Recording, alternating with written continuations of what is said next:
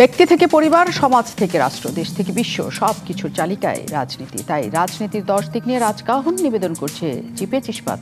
আর আপনাদের সাথে আছি আমি নাজনীন মুন্নি। সবকিছু ঠিক থাকলে 2 দিন পরেই 7 জানুয়ারি চিকিৎসার জন্য দেশের বাইরে যাওয়ার কথা বিএনপি চেয়ারপারসন বেগম খালেদা জিয়ার। যদিও এর আগে ডিসেম্বরে একবার তার বিদেশ যাওয়ার দিন নির্ধারিত হয়েছিল।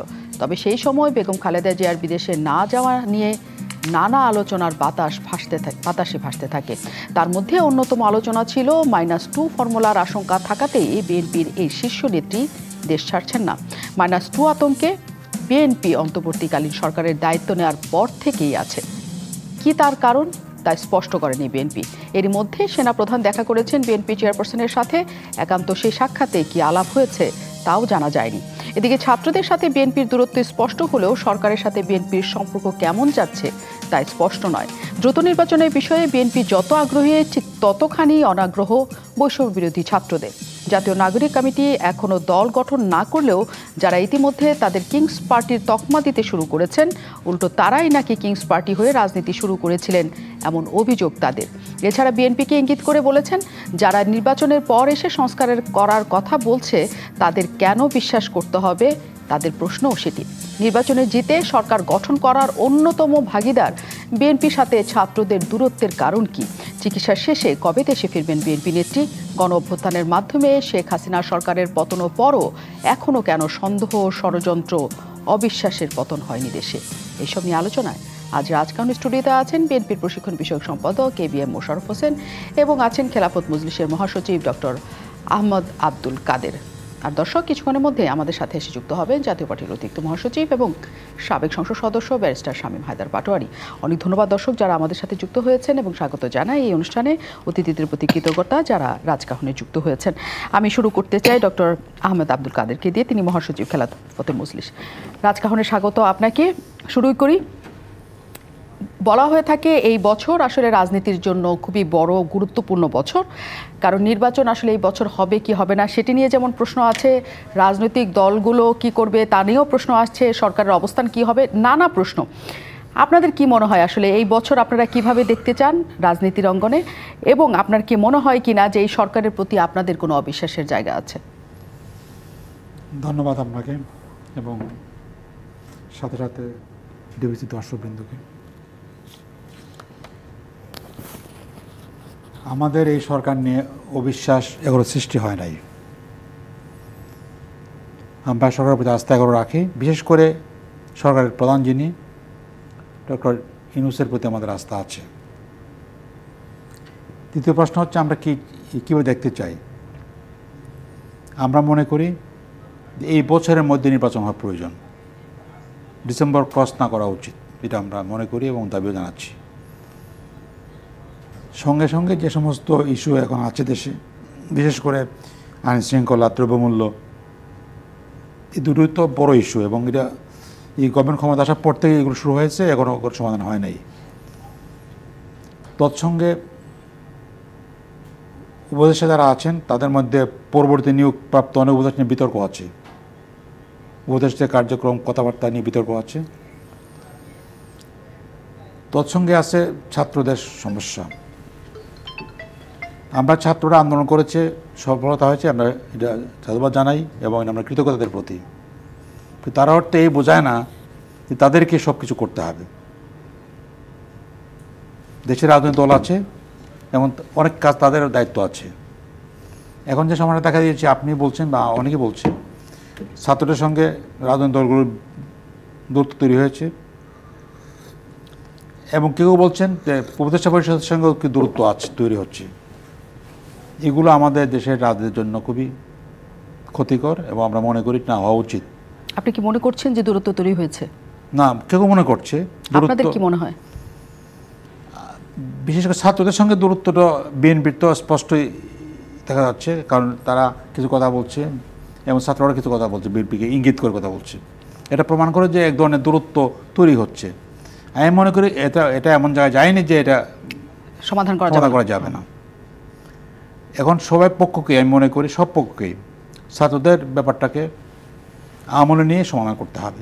ছাত্র দায়িত্ব হচ্ছে রাজনৈতিক পার্টি, বিশেষ করে বিএনপি যেহেতু দেশের সবচেয়ে বড় রাজনৈতিক পার্টি এখন, এবং ধারণা করা হয় যে স্বাভাবিক ইলেকশন হলে পরে বিএনপি ক্ষমতা আসবে। কাজে তাদের সঙ্গে ছাত্রদের দূরত্ব না হওয়া উচিত। ছাত্রদের দাবি দেওয়া থাকতেই পারে, তারা দল করলে দল তারা করতে পারেন, কিন্তু দল করার প্রশ্ন হচ্ছে সরকারি সমর্থন নিয়ে দল করা, এটা কিন্তু গ্রহণযোগ্য না। অনেক সময় তো হয়েছে সরকারি সমর্থন, অনেক সময় হয়েছে জাতীয় পার্টি বলেন বা বিএনপি বলেন, হ্যাঁ, কিন্তু সেটা ছিল এক পরিস্থিতি ভিন্ন ছিল। কারণ কি সেই পরিস্থিতি আর এখন পরিস্থিতি পার্থক্য আছে। এবার আমরা স্লোগান দিয়ে শুরু করেছি গণতন্ত্র করার জন্য, আমরা এই বিপ্লবটা করেছি, ফেসিবাদ তাড়িয়েছি। ফেসিবাদ তাড়িয়ে যদি আবার এমন একটা সরকার আসে অথবা সরকার আনতে হয় বা একটা পার্টি ব্যবস্থা করতে হয়, তাহলে কিন্তু এই স্লোগানের সঙ্গে এটা বৈপরীত্য হবে। ছাত্রদের দাবি দেওয়া যা আছে আমি মনে করি এগুলো অনেকগুলি সঙ্গত আছে, কিন্তু দাবি দেওয়াটা প্রয়োগের পার্টি করে নয়, প্রেশার হিসেবে তারা পেশ করতে পারে। এখন যেহেতু আমাদের উপদেষ্টারা আছেন তাদের সামনে পেশ করতে পারেন, আর তারা যখন থাকবেন না যারা পার্টি ক্ষমতা তাদের সামনে পেশ করবেন, এটা তাদের। কিন্তু এর বাইরে গিয়ে যদি তারা দল করতে চান, তাহলে দল করতে হলে দল করার নিয়মে তারা দল করবেন, সরকারি সুযোগ সুবিধা নিয়ে সরকারের কেউ থেকে এর দল করার অবকাশ আমি মনে করি নাই। থাকার অর্থে হচ্ছে যে এক ফেসিবাদ তাড়িয়ে আমরা আরেক ফেসিবাদ দিকে চলে যাচ্ছি, এটা কিন্তু থাকছে। এই জন্য আমি মনে করি দল তারা করতেই পারেন, আপত্তি আমি করছি না, কিন্তু দলটা হতে হবে স্বচ্ছ হতে হবে। এবং আপনারা জানেন যে মানে সরকারের কোনো সুযোগ সুবিধা নিতে পারবে না তারা, অন্যান্য দল যেরকম করে সেরকম করে তারা হতে হবে। কিন্তু সেটা কি আসলে সম্ভব, যেহেতু তাদের এই দুজন তিনজন আছেন এখনো পর্যন্ত উপদেষ্টা পরিষদে, তারা কি কোনো সহায়তা করবে না? তিনজন আছেন মূলত মাহফুজ, তারা কি সাহায্য করবে না তাদের ছাত্রদের? দল করে সাহায্য করা উচিত না মনে করি, তারা করবে না। আপনি মনে করছেন সরকারে যারা ছাত্ররা আছেন তারা তাদের দলকে কোনো সাহায্য করবে না? করা উচিত না, করলেই তো সেটা কিংস পার্টির নাম যেটা বলা হচ্ছে এটা বলা হয়ে যাবে। এবি মোশাররফ হোসেন আমাদের সাথে আছেন, প্রসঙ্গের বিষয় সম্পাদক বিএনপি। অনেক ধন্যবাদ, আপনি আমাদের সাথে যুক্ত আছেন। ছাত্রদের সাথে আপনাদের দূরত্ব অনেকখানি স্পষ্ট হচ্ছে দিন দিন, যদিও মির্জা ফখরুল ইসলাম আলমগীর বলেছেন যে সবার একটা ঐক্যবদ্ধ অবস্থান এখন সবচেয়ে বেশি দরকার। আপনি কি মনে করেন আসলে যে ছাত্রদের সাথে যে দূরত্ব কথায় কথায় তৈরি হয়েছে আস্তে আস্তে, সেটি এই দূরত্ব কমিয়ে আপনারা ছাত্রদের সাথে এক ধরনের ঐক্যমত্যে পৌঁছতে পারবেন? ধন্যবাদ আপনাকে, ধন্যবাদ আমার সহ আলোচক এবং ডিবিসির দর্শক শ্রোতা। না, আমি ব্যক্তিগতভাবে মনে করি বা আমার দল মনে করে দূরত্ব সৃষ্টি হওয়ার এখানে কোনো কারণ নেই। আমরা একটা বৃহত্তর রাজনৈতিক দল, যে কথাটি ডক্টর কাদের সাহেবও বলেছে। আমাদের একটা দৃষ্টিভঙ্গি আছে, আমাদের একটি বক্তব্য আছে, আমাদের জাতির প্রতি একটা কমিটমেন্ট আছে। দেখবেন আপনি এই 5 তারিখের পর, বিশেষ করে 5ই আগস্টের পর, এখন রাষ্ট্রীয় ক্ষমতায় কিন্তু একটা ইন্টিরিয়াম গভর্নমেন্ট ডক্টর ইউনূসের নেতৃত্বে, কিন্তু বিএনপিকে কিন্তু একটা গভর্নমেন্টের মতো দায়িত্ব পালন করতে হচ্ছে। আইন শৃঙ্খলা রক্ষা বলেন, জনগণের স্বার্থের ব্যাপারে বলেন, অথচ আমরা কিন্তু রাষ্ট্রীয় কোনো দায়িত্বপ্রাপ্ত লোক না। কারণ আমরা মনে করি বিএনপি একটা বৃহত্তর রাজনৈতিক দল হিসাবে দেশে স্থিতিশীলতা, আইন শৃঙ্খলা রক্ষা, সামগ্রিক সরকারকে সহায়তা করা আমাদের একটা দায়িত্ব। এবং যেটা আমাদের নেতা জনাব তারেক রহমান সাহেব বলেছে, আমাদের ভারপ্রাপ্ত চেয়ারম্যান, যে ইউনূস সরকারকে কোনোভাবে ব্যর্থ হতে দেওয়া যায় না। তাইলে যে আকাঙ্ক্ষা নিয়ে আমরা এই যে দীর্ঘ 16 বছর আমরা আন্দোলন করেছি, সর্বশেষ আন্দোলনের চূড়ান্ত পরিণতি হলো এই 5ই আগস্ট, তাইলে এই যে দীর্ঘদিনের সংগ্রাম এটা ব্যর্থ হবে। যার জন্য দেখবেন যে আমরা সর্বাত্মক সৎ। এখন বিএনপি একটি বড় রাজনৈতিক দল, বিএনপির তো নিজস্ব একটা সরকারকে সহায়তা করার জন্য সরকারের মতো অবস্থানে বিএনপি, নাকি বিএনপি আসলেও মনে করে তারা সরকার হয়ে গেছে? কারণে এটা কখনো। এখন আমাদের আপনাকে একটা কোটেশন আমি বলি, আমাদের ভারপ্রাপ্ত চেয়ারম্যান তারেক রহমানের একটা বক্তব্য বলেন, আপনি দেখবেন এটা আপনাদের সকল মিডিয়া আপনারা প্রচার করেছেন, যে বিএনপির অনেক নেতারা মনে করেছে যে হয়তো আমরা সরকারে চলে গেছি, কিন্তু এটা ভাবার কোনো কারণ নাই, বরং আগামী দিনটা সবচেয়ে চ্যালেঞ্জের দিন। বিরাট ষড়যন্ত্র দেশে হচ্ছে, এই ষড়যন্ত্রকে মোকাবেলা করে গণতন্ত্রকে প্রতিষ্ঠা করাই বিএনপির জন্য বড় চ্যালেঞ্জ। কিন্তু ষড়যন্ত্র কে করছে? আজকে শেখ হাসিনার মতো একটা বিরাট ফেসিক শক্তি আজকে বাইরে, রাষ্ট্রের বাইরে আছে। একটা পার্শ্ববর্তী দেশ আমাদেরকে সারাদিন একটা প্রোপাগান্ডা ছড়িয়ে যাচ্ছে, দেশে হিন্দু দুর্বার নির্যাতন হচ্ছে, গণতন্ত্র নাই, অনেক কিছু হচ্ছে, মানে এই ধরনের করছে। সুতরাং এটা কি আপনি সেই আওয়ামী লীগকেই তো আপনারা আনতে চান? আমরা বলছি যে গণতন্ত্রের স্বার্থে, গণতন্ত্রের জন্য আপনি আওয়ামী লীগকে প্রত্যাখ্যান জনগণ করেছে, জনগণ করেছে। আজকে দেখেন বাংলাদেশে তারা দীর্ঘ 15.5 বছর ক্ষমতায়। বাংলাদেশে আপনি যদি একটু পরিসংখ্যান দেখেন, সকল এমপি আওয়ামী লীগের, সকল উপজেলা চেয়ারম্যান আওয়ামী লীগের, সকল মেয়র তাদের, সকল ইউনিয়ন পরিষদের চেয়ারম্যান মেম্বার তাদের, কেউ কিন্তু আওয়ামী লীগকে রক্ষা করতে পারেনি। কারণ জনগণের শক্তিটা এত তীব্র যে সব ভেসে চুরমার হয়ে কিন্তু গেছে। আপনাদের বিরুদ্ধে মূল ষড়যন্ত্র যদি বা দেশের বিরুদ্ধে মূল ষড়যন্ত্র যদি আওয়ামী লীগ করে থাকে, আপনারা যদি সেটাতে স্পষ্ট হন, তাহলে তো আওয়ামী লীগকে আর রাজনীতিতে আনা ঠিক না, অন্তত আপনাদের তরফ থেকে ঠিক না। কিন্তু আপনারা চাইছেন আওয়ামী লীগ রাজনীতিতে আসুক, নির্বাচনে আসুক, সবকিছু।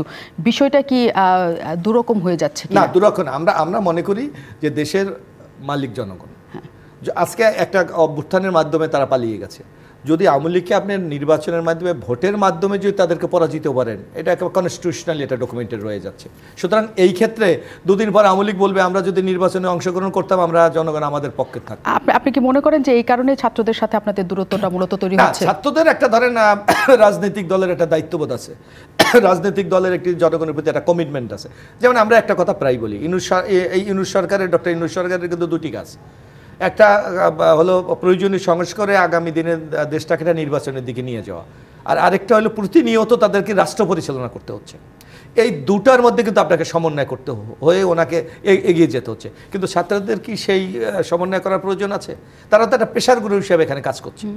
তো যার জন্য আমরা মনে করি যে রাজনৈতিক দল হিসাবে আমরা মনে করি দীর্ঘ সময় যদি এই ইন্টিরিয়াম অনির্বাচিত সরকার থাকে, তাইলে এটা দেশের নানা শক্তির উদ্ভব করতে পারে। ইতিমধ্যে আপনি লিখেছেন আনসার বিদ্রোহ হয়েছে, প্রশাসনে এখনও শেখ হাসিনার গাপটি মারা লোকজন বসে আছে, এখনও দ্রব্যমূল্যের চরম ঊর্ধ্বগতি, প্রশাসনকে এখনও এই সরকার নিয়ন্ত্রণে আনতে পারছে না, আইন শৃঙ্খলা রক্ষণে মাঝে মাঝে চরম অবনতি ঘটে যাচ্ছে। এই সকল জায়গা থেকে দেশকে রক্ষা করার জন্য, এবং ডক্টর ইউনূস ন্যাশনাল ইন্টারন্যাশনালি একটা খুব রিনাউন্ড ফিগার, যেটা বাংলাদেশের একটা সুনামের বিষয়, উনি যদি ব্যর্থ হয়, আগামী দিনে আন্তর্জাতিকভাবে বাংলাদেশ রাষ্ট্র হিসাবে একটি ঝুঁকির মধ্যে পড়ে যেতে কিন্তু পারে। আপনারা দুজনেই বলছেন যে ছাত্ররা যাতে বাইরে থেকে প্রেশার গ্রুপ হিসেবে কাজ করে, যাতে সরকার ভালোভাবে কাজ করে সকল কিছুতে।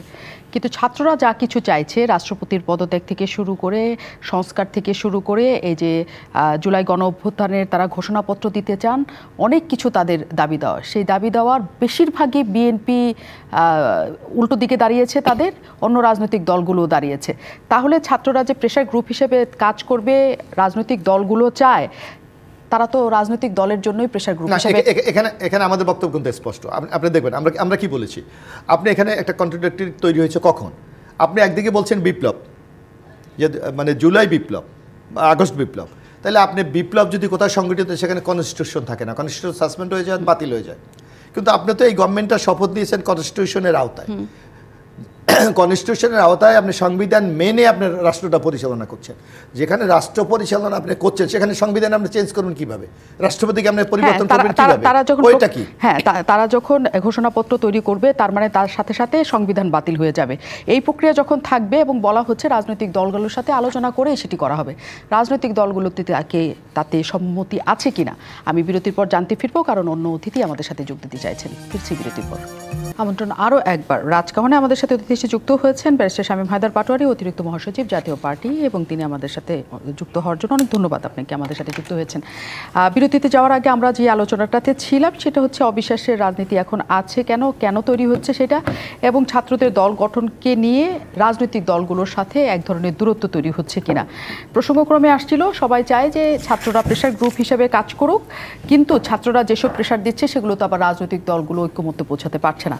যদি শেষ কথাটাই আমরা ধরি, আগস্টের ঘোষণাপত্র দিতে চাই জুলাই বিপ্লবের তারা, কিন্তু সেটা পিছিয়েছে, এবং রাজনৈতিক দলগুলোর সাথে সরকার আলোচনায় বসতে চাইছে। শামীম হায়দার পাটোয়ারি, জিজ্ঞেস করি যে এই ঘোষণাপত্রের সাথে জাতীয় পার্টির অবস্থানটা কি, তারা সম্মতি দিবে কিনা? ঘোষণাপত্র 24 সালে একটা আন্দোলন হয়েছে, সেখানে অনেক মানুষ প্রাণ দিয়েছে, অনেক ছাত্র প্রাণ দিয়েছে, একটা গভর্নমেন্ট পালিয়ে গেছে। অবশ্যই এটা খুব গুরুত্বপূর্ণ টার্নিং পয়েন্ট, কিন্তু এটা কখনোই 71 সালের ধারে কাছেও হবে না। আমি অনুভব করছি কেউ কেউ তাত্ত্বিকভাবে 71 এবং 24কে মুখোমুখি অবস্থানে রাখার চেষ্টা করছে। 71 একটা ঘোষণাপত্র ছিল, 24-এর একটা ঘোষণাপত্র লাগবে, 24-এর ঘোষণাপত্র সংবিধান আনার দাবি হয়তো চলে আসবে। তো এটা যে কোনো সংগঠন, যে কোনো ব্যক্তি যে কোনো দাবি করতে পারে, কিন্তু রাষ্ট্রীয়ভাবে এটা কতটা গ্রহণযোগ্য? আর আপনি ঘোষণাপত্র ফলোড বাই এ বিপ্লবী সরকার, কারণ আপনার 17ই এপ্রিল যে ঘোষণাপত্র হয়েছিল, দ্যাট ওয়াজ ফলোড বাই এ বিপ্লবী সরকার। তাহলে এখন কি ঘোষণাপত্র দিলে বিপ্লবী সরকার হবে? তা সেই সরকার যদি হয়, তাহলে ইউনূস সরকারের কি হবে? তো এই জিনিসগুলো যারা করেছে, আমার মনে হয় তারা খুব আলোচনা করে করেনি। আমি একটা জিনিস সবসময় অনুভব করি যে রাজনীতিতে বিনয়ের কোনো বিকল্প আছে বলে আমি মনে করি না। আমিও আমার রাজনীতি যতটুকু পিছিয়ে গেছি, বিনয়ের অভাবেই পিছিয়ে গেছি বা ভুল করেছি। আমার এই ছাত্ররা যারা রক্ত দিয়েছে, ত্যাগ করেছে, তাদের দেশ গড়ার একটা অফুরন্ত প্রাণশক্তি ছিল। তাদের মধ্যে ইসলামিক ভাবধারা আছে, তাদের মধ্যে বামপন্থী ভাবধারা আছে, তাদের মধ্যে তীব্র অ্যান্টি ছাত্রলীগ আছে, আবার কেউ কেউ দেশটাই করতে চাচ্ছে।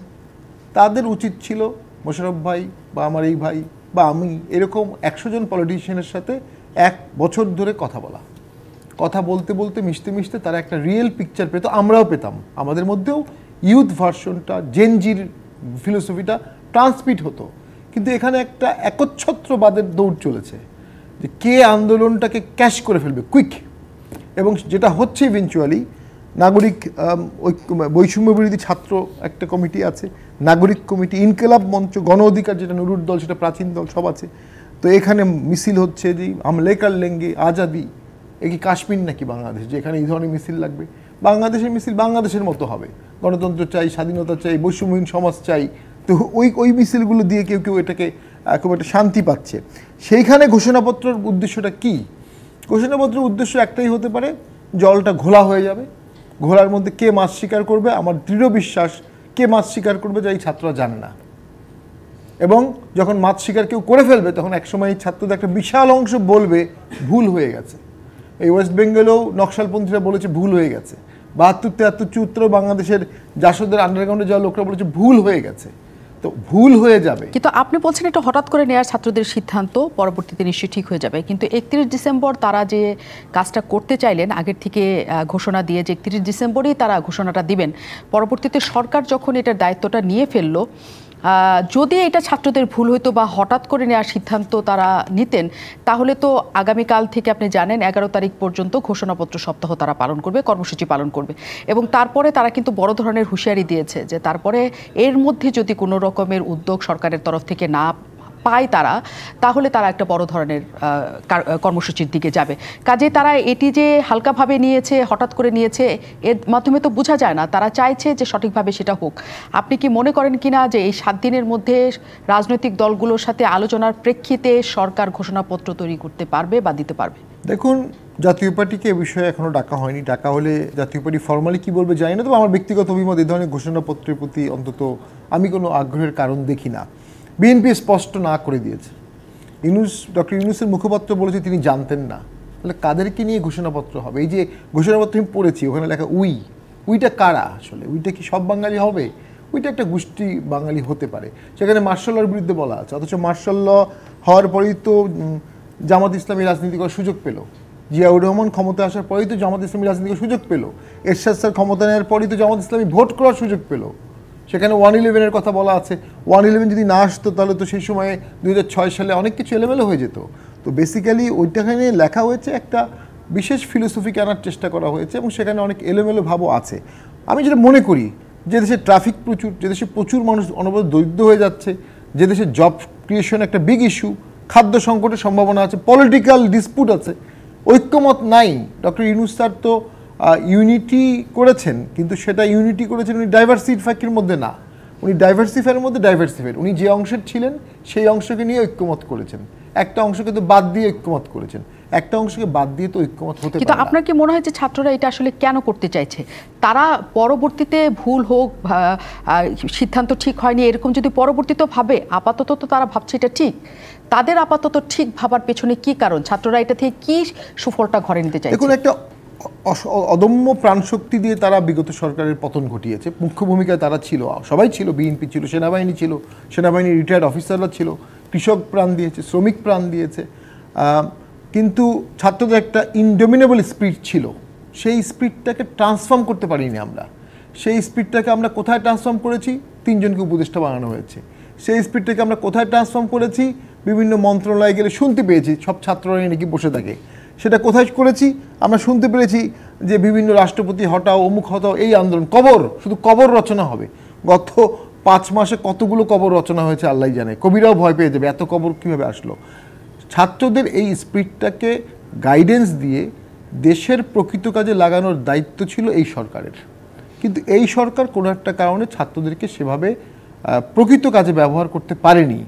আমি বলবো ভুল দিকে ব্যবহার করেছে, এবং ছাত্ররা বিতর্কিত হচ্ছে। এবং এই ছাত্ররা যে বিতর্কিত হচ্ছে, এদের মধ্যে কিছু কিছু ছেলেপেলেকে আমি কথা সত্য শুনে মনে হয়েছে তাদের দ্বারা দেশ 50 বছর অসাধারণ সার্ভিস পেতে পারত, কিন্তু তারা বিতর্কিত বিষয়ে জড়িয়ে কম্পার্টমেন্টাল হয়ে যাচ্ছে। ৭১-এর কন্ট্রাডিক্টরি কথাবার্তা যখন বলবে, এদেশের মুক্তিযোদ্ধা তাদেরকে ভালোবাসবে না, মুক্তিযোদ্ধার সন্তানরা ভালোবাসবে না, নাতিপুতিরা ভালোবাসবে না। বাংলাদেশ তো আর ৭১-এর বাইরে না। তো প্যারালাল করার চেষ্টা করা হচ্ছে, আমি যেটা অনুভব করছি, আমি শেষ করে দিচ্ছি, ফিলোসফিটাকে প্যারালাল আনার চেষ্টা করা হচ্ছে। ২৪-৭১, বঙ্গবন্ধুর পাশাপাশি আরেকটা ইমেজ। আমার মনে হয় এগুলো সম্পূর্ণ উর্বর মস্তিষ্কের অনুর্বর চিন্তা, সমন্বয়কদের সমন্বয়হীনতার চিন্তা, এবং যেভাবে তাদের নিজেদের মধ্যেও আমরা অনেক দ্বন্দ্ব দেখতে পাচ্ছি, ইভেনচুয়ালি তো এটা খুব খারাপ দিকে নিয়ে যাবে। সো যে ইউনিটি হয়েছে, দেখা যাবে ইউনিটির মধ্যে প্রচুর ফাটল তৈরি হচ্ছে। ডক্টর আহমদ আব্দুল কাদের, যে জায়গাটা আসলে ছাত্রদের কাছে তৈরি হয়েছে এবং তারা যদি ঘোষণাপত্রের দিকে চায়, খেলাফতি মজলিস নিজেরা কি মনে করেন? কারণ তারা মনে করছেন এই ঘোষণাপত্রের মাধ্যমে ৭২-এর সংবিধান থেকে বাংলাদেশ বের হয়ে আসবে এবং তারা নতুন একটা ঘোষণাপত্র দিবেন এই দেশের মানুষের জন্য, দেশ কেভাবে চলবে। এটার সাথে কি খেলাফতে মজলিস একমত? আমরা এই বিষয়ে যেহেতু ঘোষণাপত্র আসেনি, কাজে আমরা নিয়ে আলোচনা করিনি যে এর সঙ্গে কতদূর সাদৃশ্য থাকবে, কতটুকু বিরোধিতা করবো, কী করবো। আমার সামনে যা হবে হওয়ার কথা, গভর্নমেন্ট করার কথা, গভর্নমেন্ট তো আমাদের ডাকে নাই, সম্ভবত কোনো দলের সঙ্গে তারা আলাপ করা পর্যন্ত করে নাই। এখন গভর্নমেন্ট এরা দেওয়ার কথা ৩১ ডিসেম্বর, তারপর ওরা গভর্নমেন্ট জেনে বলছে যে আমরা এটাকে দেখা করছি। তো গভর্নমেন্ট এক ধরনের ঘোষণা দেওয়ার যে ধরনের কথা, আর ছাত্রদের কথা কিন্তু একরকম হবে না, স্বাভাবিক কথা। গভর্নমেন্ট পলিটিক্যাল পার্টিকে নিয়ে ঐক্যমত লাগবে, আর ঐক্যমত যেসব জায়গায় হবে সেখানে শুধু ঘোষণা হতে পারে, বাইরে তো হবে না। কাজে এইটা নিয়ে আলোচনা করে আমরা কিছু দেখতে পাচ্ছি না। ছাত্রদের উদ্যোগ, তারা আবার সপ্তাহ পালন করছে, কিন্তু কিসের উপর সপ্তাহ? তারা তো বলতো যে আমরা এই পয়েন্টে দাবি করছি, তারা একটা ঘোষণাপত্র চায়। তারা ঘোষণাপত্র বললে তো হলো না, কি ঘোষণাপত্র? আমরা পলিটিক্যাল পার্টিগুলো একমত হওয়া দরকার, এটা হলো সিদ্ধান্ত হয়েছে। এবং আমরা একমত হতে পারছি? কি পয়েন্টে একমত হবো আমরা? এই পয়েন্টগুলো তখন সামনে আসে নাই। যদি আমাদেরকে গভর্নমেন্ট থেকে বলা হতো যে আপনারা এইসব ব্যাপারে আপনার মতামত দেন, আপনারা আলোচনা বসে ঠিক করেন, তাহলে বলা যেতে পারতো যে আমরা কয়টার সঙ্গে একমত, কয়টা একমত না। এখন স্পষ্ট ধোয়াটে পরিস্থিতি বিরাজমান, এখানে একমত দ্বিমতের কিছুই নাই। ছাত্ররা করে যাচ্ছে, কেন করে যাচ্ছে এটা আমার বোধগম্য না, এবং তারা এটা করলেই বা কী হবে এটা বোঝা যাচ্ছে। এবং বলা যাচ্ছে যে সংবিধান বাতিল হয়ে যাবে, ঘোষণা করলেই সংবিধান বাতিল হয়ে যায়। গভর্নমেন্ট নেচার উপর নির্ভর করে বাতিল হবে না, গভর্নমেন্ট তো বলতে হবে। বা গভর্নমেন্ট যদি ডিক্লেয়ার করে যে আমরা বিপ্লবী সরকার, আমরা কোনো পার্টির কিছু না, তাহলে ভিন্ন কথা। কিন্তু তারা তো ঘোষণা করছে না, তার নিয়মিত এই সংবিধানের আওতায় শপথ নিয়েছে এবং যে কাজগুলো করছে তারা সংবিধানের কথা বলে করছে। কিন্তু এই জন্য আমি মনে করি যে এটা এক অস্পষ্ট বিষয়। ঘোষণা দাবি করছে, দাবি করতে পারে, কিন্তু কথা হচ্ছে কি ঘোষণা, কেন ঘোষণা দেওয়া হবে, আগে দেওয়া হয় না কেন? ৫ মাস ৬ মাস পরে তো ঘোষণা দেওয়ার কথা না। ঘোষণা দিলে তো আগে দেওয়ার কথা ছিল, তাও দেয় নাই। এখন তার হঠাৎ মনে হলো যে ঘোষণা দিতে হবে, দেওয়া হয় নাই। ঘোষণা দিলে পরে তারা বলছে বাতিল হয়ে যাবে, ওটা হয়ে যাবে। এটা কিন্তু বাস্তব কথা না। তাদের আবেগ আছে, আমি স্বীকার করি, তারা চায় দেশটা গড়ে তোলার জন্য, কিন্তু ঘোষণাই জরুরি ব্যাপার না। কাজে ঘোষণার যেহেতু পয়েন্ট আমাদের সামনে নাই, আমরা অস্পষ্ট অবস্থায় আমাদের বক্তব্য রাখতে হচ্ছে, বলতে হচ্ছে। কাজে এটা নিয়ে আমরা কথা বলতে পারছি না কার্যত। আসল ঘোষণা যদি আসে বা আমাদেরকে জানানো হয় যে এই বিষয়ে আমরা কথা বলতে চাই, তখন আমরা মতামত দিতে পারবো। নিশ্চয়ই। আমাদের এবিএম মুশাররফ হোসেন প্রশিক্ষণ বিষয়ক সম্পাদক আছেন আমাদের সাথে। তার কাছ থেকে আমরা জানতে চাই যে আপনারা একদম স্পষ্ট করে বলছেন যে ছাত্রদের এই ঘোষণাপত্রের সাথে আপনারা একমত নন, এবং আগে অনেক বিষয় আমি যেটা বলছিলাম আলোচনার আগে, যে আপনি অনেক বিষয়ে ছাত্রদের সাথে একদম দৃঢ় অবস্থান আপনাদের জানিয়েছেন, যেটা বিপরীতমুখী ছিল ছাত্রদের অবস্থান থেকে। এটাতেও আপনারা জানিয়ে দিয়েছেন যে না, এখন যে পরিস্থিতিটা আসলে তৈরি হয়েছে, চেয়ারপারসন বেগম খালেদা জিয়া যাচ্ছেন চিকিৎসা নিতে। আপাতত শোনা যাচ্ছে 2 মাসের বেশি সময় তিনি দেশের বাইরে থাকবেন চিকিৎসার জন্য, তারপরে তিনি ফিরে আসবেন। এখন দেশের রাজনীতিতে 1/11-এর সময় যেটা তৈরি হয়েছিল যে 2 নেত্রীকে দেশের বাইরে পাঠিয়ে দেওয়ার একটা চিন্তাভাবনা করা হয়েছিল, যেটা সব সময়ের জন্য রাজনৈতিক অঙ্গনে একটা আতঙ্কের জায়গা তৈরি করেছে। বেগম খালেদা জিয়া যাচ্ছেন, শেখ হাসিনা আগেই নির্বাসিত, আশ্রয় নিয়েছেন। এই পরিস্থিতিতে দেশটা আসলে চালানোর ক্ষেত্রে, দেশটা একটা সঠিক পথে যাওয়ার ক্ষেত্রে সরকারের পাশাপাশি ছাত্ররা আছে, আর কেউ কি রইল কিনা? না, অলরেডি আপনি দেখবেন যে আমাদের নেত্রী বেগম খালেদা জিয়া অসুস্থ, মানে জেলে থাকার কারণে, অসুস্থতার কারণে ওনার ভারপ্রাপ্ত দায়িত্বটা কিন্তু আমাদের সিনিয়র ভাইস চেয়ারম্যান জনাব তারেক রহমানের উপর দিয়ে রেখেছে। এক্ষেত্রে আমাদের দলের মধ্যে সাংগঠনিক কর্মকাণ্ড পরিচালনার ক্ষেত্রে কোনো শূন্যতা সৃষ্টি হয়েছে বলে এটা কিন্তু দৃশ্যমান না। বরং আপনি দেখবেন বিশেষ করে গত যে স্বৈরাচারী একটা সরকার ছিল, সেই সরকারের আমলে কিন্তু আমাদের নেতা জনাব তারেক রহমান দলকে নেতৃত্ব দিয়ে গেছেন, এবং বিশেষ করে 5 তারিখের পর তার ভূমিকার আরও দৃশ্যমান। কারণ আপনারা জানেন গত গভর্নমেন্টটা ছিল, তার বক্তৃতা প্রচারের ক্ষেত্রে আদালতকে ব্যবহার করেছে, তারপর তার কোনো জনসভা কোনো কিছুতে তার কথা বলার সুযোগ ছিল না, সংবাদপত্রে তার নাম লিখতে পারতেন না। আজকে সেই অবস্থা থেকে অনেকটা উত্তরণ হয়েছে। বরং আমরা মনে করি বেগম খালেদা জিয়া চিকিৎসার জন্য দেশে বাইরে যাচ্ছে, এই ক্ষেত্রে কোনো সংকট তৈরি হবে বলে আমাদের কাছে মনে হয় না। বরং আমি মনে করি যে কোনো সময় বিএনপি অনেক বেশি ঐক্যবদ্ধ, দায়িত্বশীল এবং একটা বড় রাজনৈতিক দল হিসাবে তার যে ভূমিকাটা রাখা দরকার সেটা রেখে চলেছে। সুতরাং এই ক্ষেত্রে কোনো আতঙ্কিত হওয়ার কোনো কারণ নেই। তিনি যাওয়ার পরে এখানে বলা হচ্ছেন, প্রেস সচিব বলেছেন যে এই সপ্তাহের মধ্যেই রাজনৈতিক দলগুলোর সাথে ঘোষণাপত্র নিয়ে বসতে চায় সরকার। কি ধরনের ঘোষণা? আসলে ঘোষণাপত্র এখানে একটা কথা কিন্তু অস্পষ্ট, এই ঘোষণাপত্র কি এই ইন্টেরিয়াম গভর্নমেন্টের না নাগরিক ঐক্যের? যেহেতু সরকার দেবে নিশ্চয়ই সরকারেরই। না, এখানে কিন্তু দুটো প্রশ্ন। একটা হলো সরকার তো রাষ্ট্রের, আর এখানে কিন্তু আরেকটা ছাত্ররা কিন্তু তারা রাষ্ট্রের। কিন্তু ছাত্রদের তো দিতে দেওয়া হয়নি, সরকার বলেছেন তারাই দিবেন। এখন এখানে আমি একটু বলি, আমরা যদি অনেক কথা তো কনস্টিটিউশনের স্বার্থে বা দেশের স্বার্থে আমরা বলি না। আপনি যদি মনে করেন এটাকে আপনি একটা বিপ্লব হিসেবে চিন্তা করেন, অভ্যুত্থান হিসাবে চিন্তা করেন, তাহলে আপনার উচিত ছিল তো 5 তারিখের পরে এটা বিপ্লবী সরকার। আপনি কেন বঙ্গভবনে গিয়ে শেখ হাসিনার মনোনীত রাষ্ট্রপতির কাছে আপনি শপথ দিলেন? আপনি শহীদ মিনারে চলে যেতেন, শহীদ উদ্যানে চলে যেতেন, লক্ষণচন্দ্রার সামনে আপনি শপথ নিতেন, সংবিধান অটোমেটিক বাতিল হয়ে যেত। আপনি দীর্ঘ 4 মাস সংবিধানের আওতায় কাজ করছেন, এবং কি কি আপনি সংস্কার করবেন, মানে সংস্কার মানে যেটা আমরা সোজা কথা বলি অ্যামেন্ডমেন্ট করবেন আপনি, যে আপনি রাষ্ট্র মেরামতের কি তার জন্য আপনি কমিশন গঠন করেছিলেন, তাহলে এগুলি তো আপনার কোনো প্রয়োজন ছিল না। আপনি যদি ঘোষণার মাধ্যমেই সব কিছু করতেন তাহলে তো নতুনভাবে শুরু হতো, সেই জায়গায় তো আপনি যাননি। বরং আমরা মনে করি এখন আপনি যদি এই ধরনের কোনো উদ্যোগ নিতে যান, তাহলে যেই একটা সাংবিধানিক কাঠামোর মধ্যে দেশটা যেভাবে পরিচালিত হচ্ছে, এখানে বিরাট সংকট তৈরি হতে পারে। যদি বিপ্লবী কাঠামোতে এখন সরকার পরিচালিত হয়, কি সংকট? তাহলে ইউনুস কোথায় যাবে? তারা যদি সেভাবে এই সরকারকে বিপ্লবী সরকারের জায়গায় নিয়ে যায়, কি হবে আপনার? এখন সেটা তার এটার রিস্ক ফ্যাক্টর কি আছে, জনগণের রিয়াকশন কি আছে, রাজনৈতিক দলগুলির সমর্থন কতটুকু, এগুলো নানাগুলো হিসাব নিকাশের একটি বিষয় আছে। সেইটা কি এত দ্রুত আপনি কি সেই উপসংহারে আপনি বুঝতে পারবেন? নিশ্চয়ই বুঝতে পারবেন না, কারণ আমরা শুনছি যে একটা সংলাপ শুরু হবে, কিন্তু এই যে আমাদের একজন মূল রাজনৈতিক দলের একজন নেতা আছে, আমাদের স্বামীনাথ জাতীয় পার্টির মুখপাত্র আছে, আমরা না হয় রাজনীতিতে জুনিয়র হলো আমাদের সিনিয়র নেই, কিন্তু আপনি কোনো রাজনৈতিক দলের কাছে তো এটা পরিষ্কার না, এটা ধোঁয়াশা যে কি হচ্ছে। সুতরাং এই ধরনের একটা ধোঁয়াশা রেখে আপনি একটা আমূল পরিবর্তনের স্বপ্ন দেখা খুব ইতিবাচক বলে আমার কাছে মনে হয়। কিন্তু সেই ক্ষেত্রে এই ছাত্ররা তো একদম, যেটা প্রশ্নটা আমি শামীম হায়দার পাটোয়ারিকে করছিলাম, যে তারা তাদের জায়গায় তো দৃঢ় অবস্থানে আছে, তারা স্বপ্ন পালন করতে না, এটা হওয়ার ক্ষেত্রে ইতিহাসের দিকে যান, আপনি এখানে কিন্তু একটা নতুন কালচার এবার তৈরি হয়েছে। আপনি দেখবেন, আপনি যদি স্বাধীনতা যুদ্ধ দেখেন, তখন ছাত্র সংগ্রাম পরিষদ যেটা ছিল, রাজনৈতিক দলকে উপেক্ষা করে সেদিন কিন্তু স্বাধীনতার ঘোষণা তারা পতাকা উড়িয়েছিলেন, ইশতেহার দিয়েছিলেন, জাতীয় পতাকা কী হবে সেটা নির্ধারণ করেছিলেন, জাতীয় সঙ্গীত কী হবে নির্ধারণ করেছিলেন। কিন্তু আফটার লিবারেশন তারা কিন্তু রাষ্ট্রীয় ক্ষমতায় যায়নি। আবার 90-এর গণ অভ্যুত্থানে যখন এরশাদ সাহেবের বিরুদ্ধে ছাত্ররা আন্দোলন করেছিলেন, তখন কিন্তু ছাত্র গণ অভ্যুত্থান বলা হয়, তখন কিন্তু তারা জানে রাজনৈতিক দলগুলি কিন্তু নির্বাচনের মাধ্যমে ক্ষমতায় গিয়েছে। এবার কিন্তু একটা নূতন সংস্কৃতি বলে নূতন চ্যালেঞ্জ তৈরি হয়েছে, ছাত্ররা সরাসরি ক্ষমতায় চলে গেছে।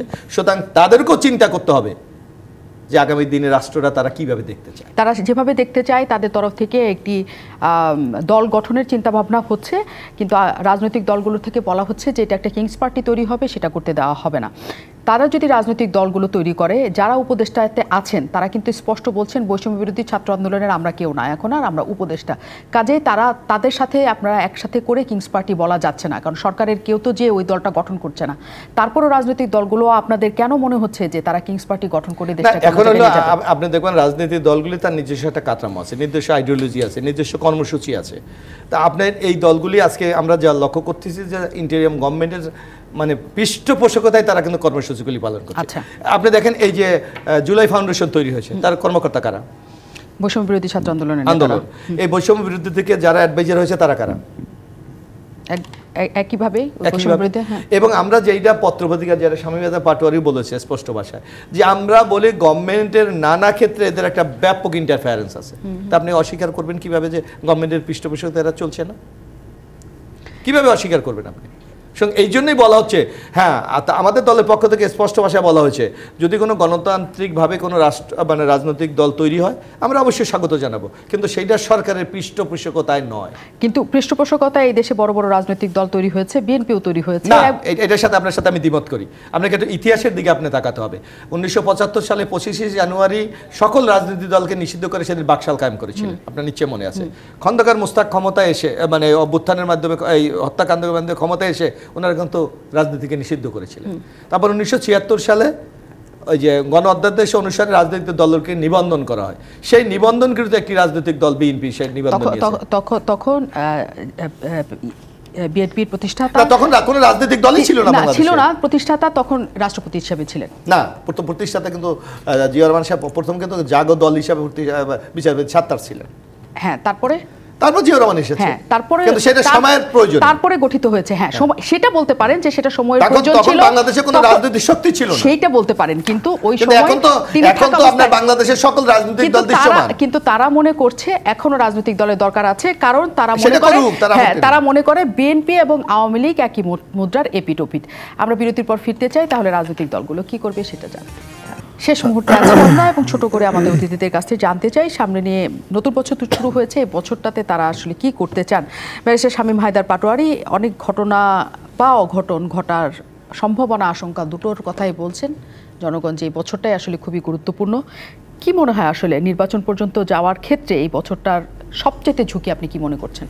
অনেকগুলো ঝুঁকি। একটা যেটা বাংলাদেশকে নতুন টেরিটরি লাভ করেনি, নতুন কোনো ভাষা, নতুন জাতিসত্তা কিন্তু না যে আমাদের ঘোষণাপত্র বা বিপ্লবী সরকার বা নতুন সংবিধান লাগবে, এটা আমি মনে করি অকারণে এই বিষয়টা বিতর্কে তোলা হচ্ছে। একটা হচ্ছে দেখুন, মায়ানমারে একটা অংশ মূল সেনাবাহিনী আছে, ছোট একটি অংশ, একটা অংশ আরসা দখল করে থাকে যেটা মুসলিম প্রোন, আর বাংলাদেশের সাথে বড় অংশটা হচ্ছে আরাকান বাহিনী, যাদের সাথে বাংলাদেশের আসলে কোনো ফর্মাল সম্পর্ক নাই। তো সেখানে একটা আমাদের থ্রেট আছে, আমাদের পোর্টও এদিকে আছে। তালেবানরা পাকিস্তানের সাথে যুদ্ধ করতে করতে ইসলামাবাদে যাওয়ার হুমকি দিচ্ছে। হঠাৎ করে এই রিজিয়ন কিন্তু খুব এলোমেলো হয়ে গেছে কোনো একটা অজানা কারণে। এর মধ্যে ট্রাম্প ক্ষমতায় আসবেন, অবশ্যই আমেরিকার প্রশাসন চেঞ্জ হওয়ার সাথে সাথে সাথে তাদের পলিসি চেঞ্জের খুব একটা পার্থক্য হয় না, কিন্তু অবভিয়াসলি তিনি আর যে হোক ডক্টর ইউনূসকে কোনো মিটিংয়ে কপালে চুমু দিবেন না, আমার মনে হয় অতটা পার্সোনাল সম্পর্ক নাই আর কি। তো সেক্ষেত্রে ডেফিনেটলি একটা পার্সোনাল সম্পর্কের ভ্যালুও তো অনেক থাকে যে কোনো ক্রাইসিসে, সেটাও হয়তো বাংলাদেশে এই মুহূর্তে থাকবে না। এর মধ্যে বিপ্লবী সরকার টরকার এগুলো তো মানে খুবই ভ্রান্তিকর কথাবার্তা। দেখেন 7 তারিখে তাহের বিপ্লব করলো ইনু সহ, তো সেখানে করে তারা জিয়াকে মুক্ত করলেন এবং কথা ছিল জিয়াকে নিয়ে জোর করে রেডিওতে নিয়ে যাবেন, রেডিওতে জিয়া বিপ্লবী সরকার ঘোষণা করবেন। জিয়াউর রহমান বেরোই বললেন আমি ক্যান্টনমেন্টে যাব। যখনই তাহের শুনল যে জিয়াউর রহমান ক্যান্টনমেন্টে গেছে, তাহের বুঝে গিয়ে তার বিপ্লবী সরকার হবে না। ক্যান্টনমেন্টে গিয়ে সব সিনিয়র অফিসাররা জিয়াকে ঘিরে ধরলেন। জিয়া একটা অসাধারণ বক্তব্য দিয়ে বললেন যে গুলি পিঠে খাবা, বুকে খাবা, পিঠে খাবা না। তোমার সৈনিক তোমাকে গুলি করলো, তুমি গুলি করবা না। এই জিয়াউর রহমানের লিডারশিপটা একচ্ছত্র হয়ে গেল, সেখান থেকেই তার উত্থান। তো বিপ্লবী সরকার টরকার এগুলো তো অনেক তাত্ত্বিক বলেন। যে দেশে ভোট হয় অনেকবার, সে দেশের বিপ্লবী সরকার হয় না, সে দেশে ভোটের সরকারই হয়।